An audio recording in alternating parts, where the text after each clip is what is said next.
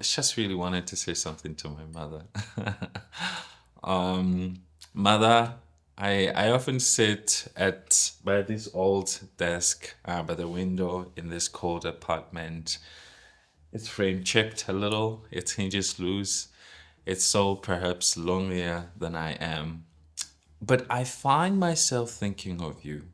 The streets outside are usually still, save for the occasional rattle of a plastic bag caught in the winter wind. And I do not really have anything urgent or monumental to say, and yet there's this unshakable urge to say something to you. I'd hope that once I once I sit here, something of worth would reveal itself, some kind of truth, some thread of meaning to stitch the pieces of this strange life together. And Mother, I just want to thank you really for your unwavering patience, for your sheltering arms, for standing with me even in the messiest moments of my life, the ones that the ones that make very little sense to either of us. Thank you for continuing to believe in me, even as my art, which you've always struggled to make sense of, failed again and again to take flight. There are times I recall when I would show you my short films, those jagged little expressions stitched together by light and shadow, chaos and yearning. And you would offer a quiet smile, then ask gently, Wanaka, I see disjointed images. What does it all mean? Is there a point of harmony somewhere? Will I understand it one day? Will this ever earn you a living? And you would say, I ask only because you seem to suffer while putting it all together. And you would say, if it makes you suffer like this, why do you keep at it? Will there ever be a point of clarity, both for the work and for you? I had no answers then. I still don't have answers. But I hear your questions echo in my head with every frame that I shoot, with every paragraph that I draft. Every night I go to bed feeling the sting of obscurity. I still remember the stories of your childhood, the ones you would share as we sat huddled around the fire, roasting sweet corn on long starlit evenings in the family compound. You were once a bright, hopeful child who loved the world of books and classrooms. But your guardians, our great grandparents, those that we never got to meet, were already well into their twilight years and had nothing to give, not even enough to keep you in school. They just really had nothing. And I think often of the story that you told about your favorite teacher, the Dinsenki, the one who saw the light in you and tried to pull you back into the world of learning. And he would say, referring to you, this child, this child standing by the door of your rendezvous, this child is one of the brightest I've ever taught. Please put her back in school. But what could your grandparents do? They had nothing. Like they literally, not even enough to buy you a proper litlapa, a writing board, one of those that you used back in the days. And yours was so worn and cracked, its surface too fragmented to even carry a single thought across. And your grandmother had already lost her sight by then. And I think, what a portrait of defeat. What a portrait of sadness. You spoke of the days You spent collecting firewood, barefoot and alone, walking long distances just to sell bundles by the dusty roadside. You spoke of the white tourists heading for the mountains, strangers with sunscreen on their noses, who stopped to buy your firewood. Without, you know, ever knowing the story behind the hands that carried it, you know, without any ounce of care. And you told us about the massive old Bible that you used to read aloud to your blind grandmother. Its pages torn, its spine broken, its promises of redemption half missing. You said the book of Job was your favorite.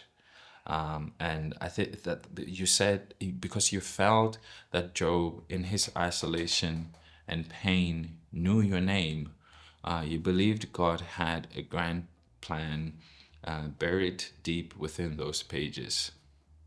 But the grandeur never came. Yeah, and so you prayed, and when prayer no longer soothed you, you cried out to God to take your life.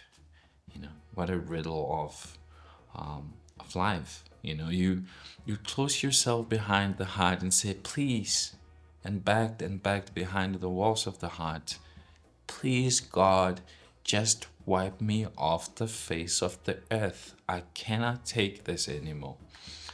But then one afternoon, sitting by the roadside where you spend most of your time, the world went silent. It went still. The leaves stopped rustling. The birds fell silent.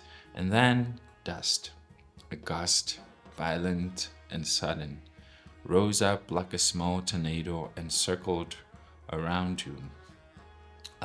You covered your eyes, and when the dust calmed, something compelled to look up in the skies, to look up in the heavens, and there in the sky above City Being, you saw a cloud shaped like a hand, pointing directly at you. You had a lot of questions rushing through your head. Was this a sign, a rebuke, a divine finger warning you that your suffering had not gone unseen? No one will ever know. But something changed after that. Something changed after that day. And you always said to us, you can believe it or not, but that's really what happened. And despite it all, Mother, you persevered. You did not succumb to the call of despair. You stayed. You built a life out of fragments. You raised us, me and my siblings, with what little you had. It was modest, but it was enough. We never went to bed without bread. There's never a time that I can recall where we went to bed hungry. That in its own right was a form of abundance. And I think maybe I too am living my book of Job. And maybe, just maybe, I'll see the light someday. Maybe my art, my films, my writing, my photography will one day reach their point of harmony, their point of clarity that you always asked about. Maybe my voice, the one I keep trying to refine, will finally be heard. And there is something I never told you back when I was young.